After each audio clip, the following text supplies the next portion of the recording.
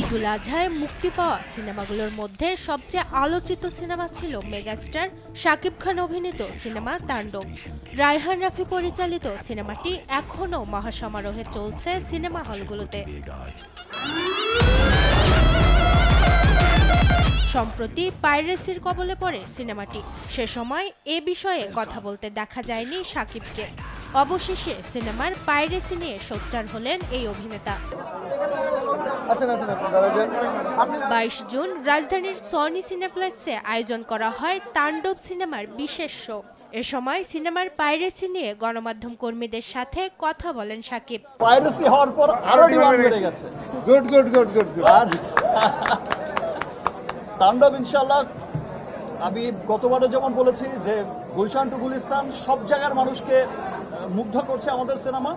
তাণ্ডব দেশে বিদেশে যেখানেই যাচ্ছে সেখানেই মানুষের মনে তাণ্ডব লাগিয়ে যাচ্ছে। তিনি বলেন, বাংলা সিনেমার সম্মানের জায়গা নষ্ট করে দিতে একটি কুচক্রী মহল উঠে পড়ে লেগেছে।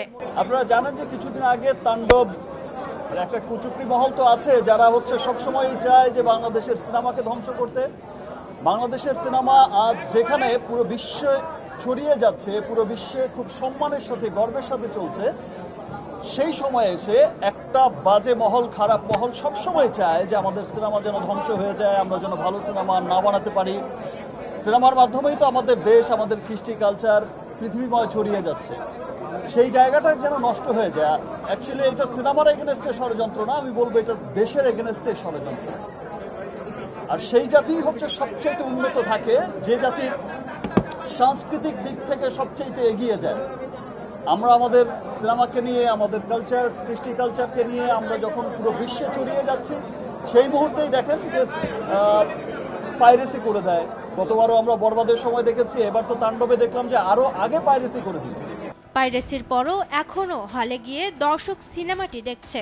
তাই তো দর্শক ও সিনেপ্রেমীদের ধন্যবাদ জানান মেগাস্টার শাকিব খান। আমি ধন্যবাদ জানাচ্ছি আমার দেশের মানুষকে এবং সমস্ত সিনেমা প্রেমী দর্শকদের। পাইরেসি হওয়ার পরেও এই বাজে মহলটা যেমন বোঝাতে চেয়েছে পাইরেসি হয়ে গেছে, সিনেমা আর চলবে না, সিনেমার সেল নেই, এই যে হোসেন ভাই বলছে যে পাইরেসি হওয়ার পর আরো ডিমান্ড বেড়ে গেছে।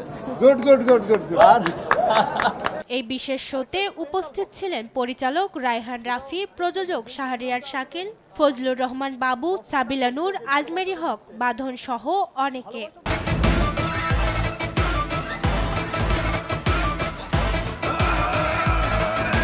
মাকদুরা মিতি, দেশ টিভি।